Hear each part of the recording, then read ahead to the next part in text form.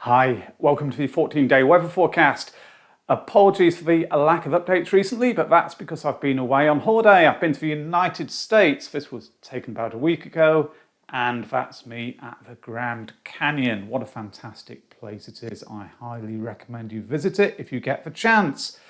But since returning to the UK, there has been some dramatic weather in my locality. In fact, yesterday, an absolutely torrential thunderstorm. I took this video in my garden. You probably see some hailstones there just on the netting over the vegetable patch.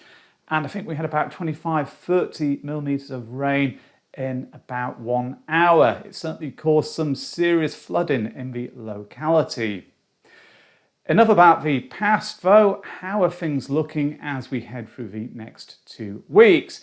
I'm going to start as usual by taking a look at the view across Europe and the North Atlantic. The animation here runs from 18 GMT, Tuesday the 13th. And at the outset there are still some thundery showers there, mostly in the northwest of UK, 1 or 2 showers in the south, but a lot of dry weather, high pressure having a good deal of influence. Now, as I run this, there's a good deal of fine weather in the short term. There are a few showers around at times, but nothing as dramatic as recently. But then into the weekend, and there are suggestions that low pressure will be starting to push up from the southwest. That's leading to a return to more unstable conditions. Thundery downpours becoming more widespread again, if this is correct.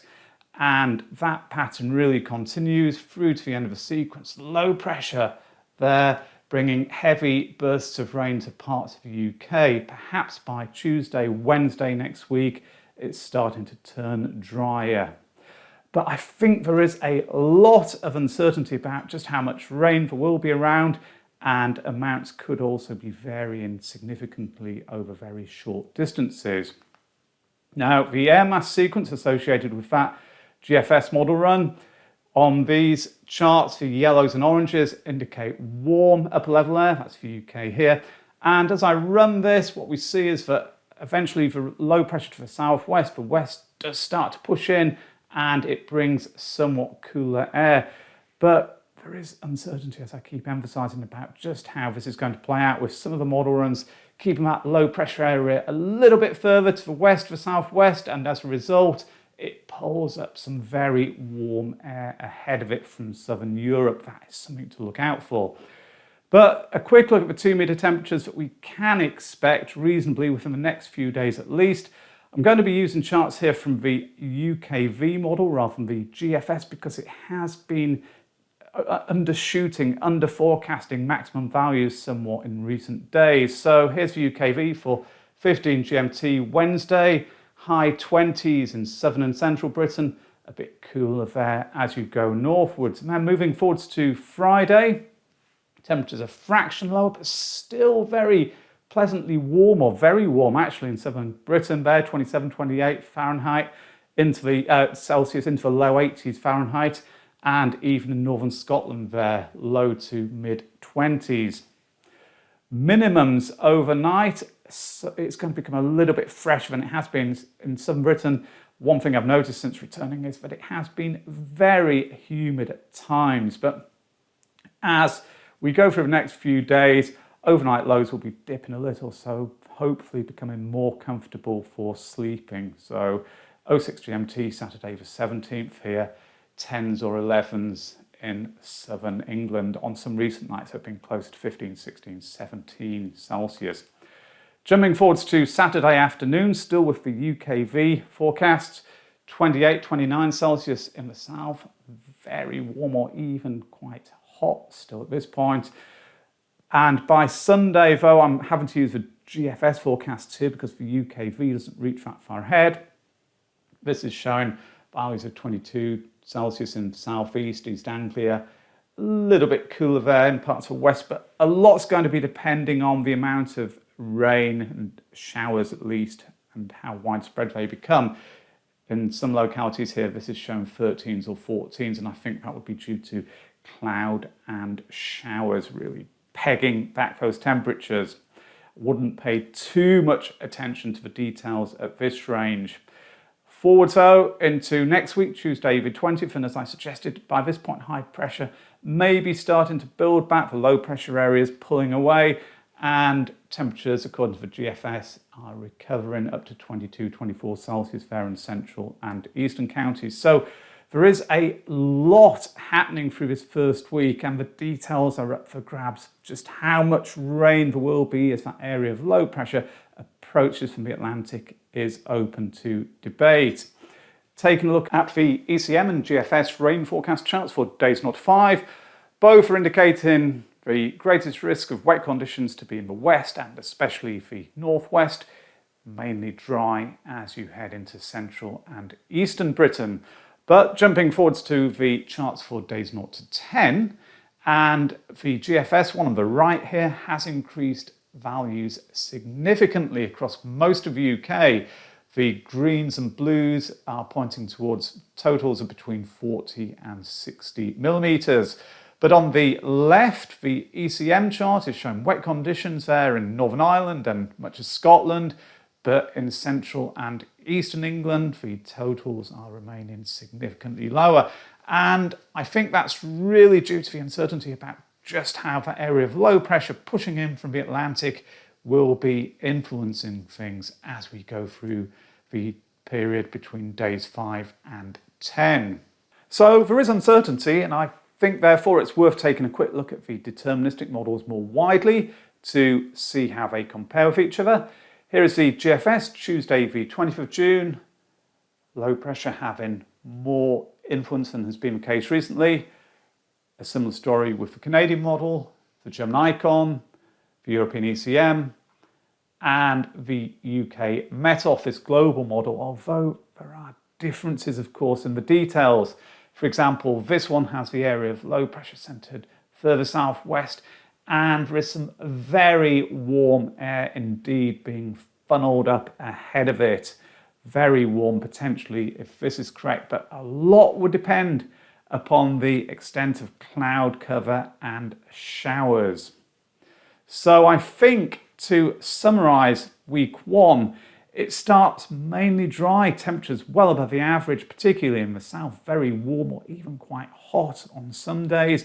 But later on, the risk of showers and downpours begins to increase. It pushes in from the west as that area of low pressure approaches.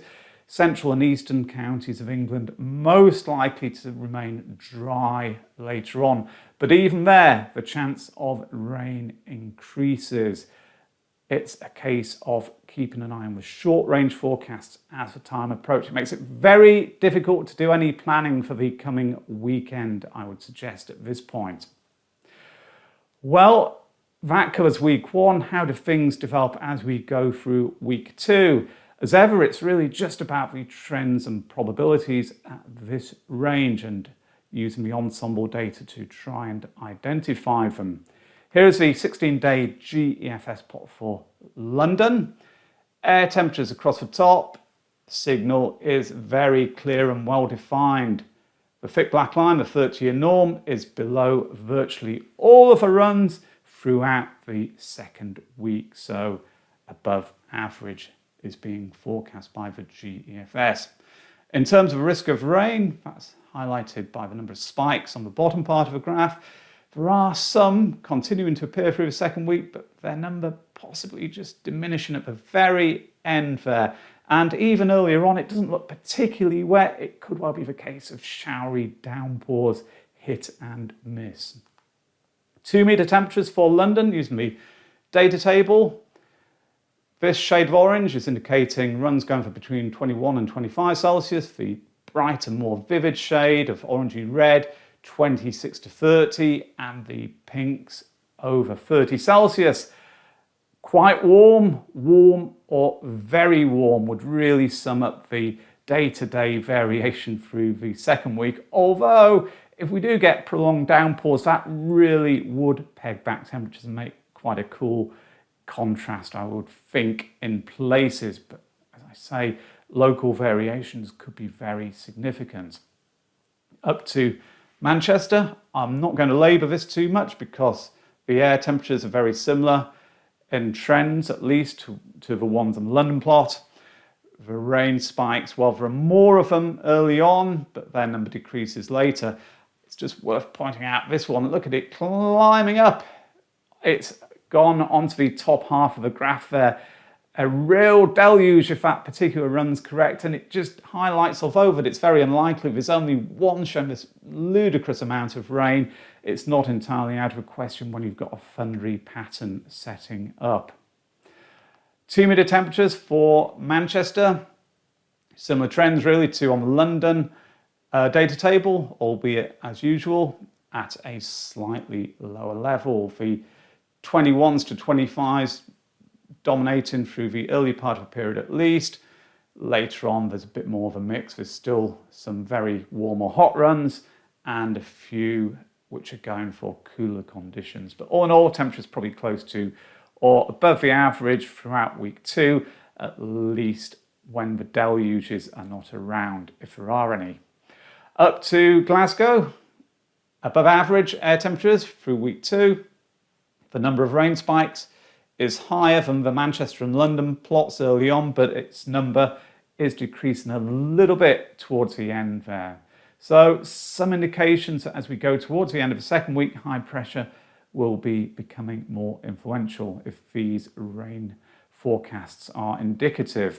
The 2-metre temperatures for Glasgow, lower than Manchester, which were lower than London, but all in all, not bad at all for this part of the UK.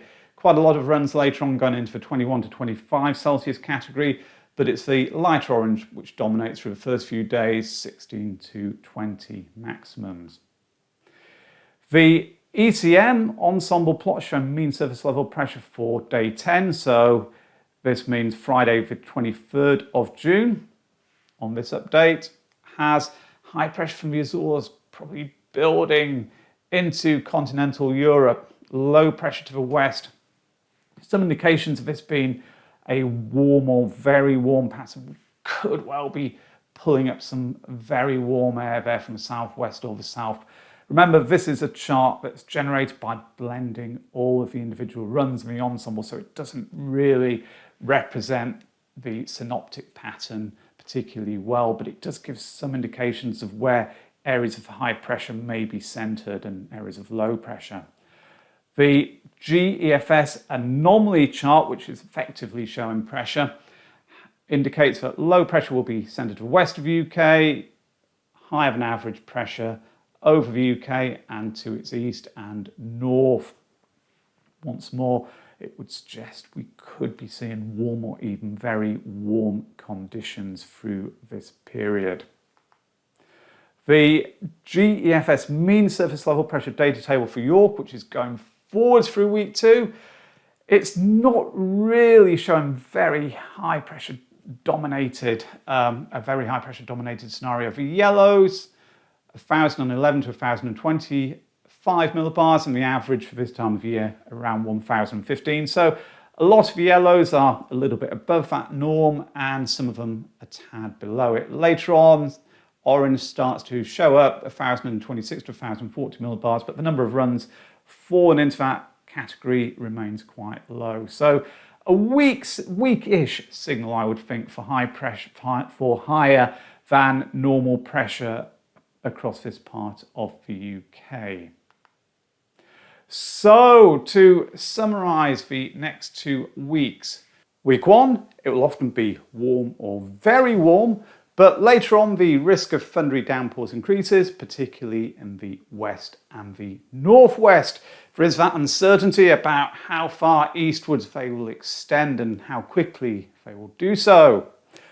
Week 2, warm or very warm during sunny periods, but the chance of thundery downpours continues, particularly in the north and the west. Towards the end, it could be turning drier more generally. So, there we have it. Temperatures often above average, quite warm, warm, or very warm on most days, I think. But the chance of thundery downpours increases, and towards the end of the first week and into the early part of the second, they could become quite widespread and intense. Although conditions may well vary a lot over short distances. Thundery downpours are usually very hit and miss. Finally, and just before I go, I wanted to say that I have been giving some thought to the future of this channel. Producing the videos is great fun, but it does take up a lot of my time, and unfortunately it doesn't generate significant revenue. Now, like most other people, I've got bills to pay and I've got to be mindful of that. I've got to take into account how best to spend my time, whether it's developing the website, which is obviously the core of the business, or producing more videos and trying to increase the revenue streams here. I know it's not the nicest of things to be talking about, but that is the reality. So if you do have any suggestions about how you would like to see these videos being developed or how to monetize them better, please feel free to raise those in the comments below. Alternatively, contact me on Twitter or via the website. Anyway, if you enjoyed this, then as ever, please hit the like button below. And if you've not done so already, consider subscribing to the channel. Thanks very much now. Bye.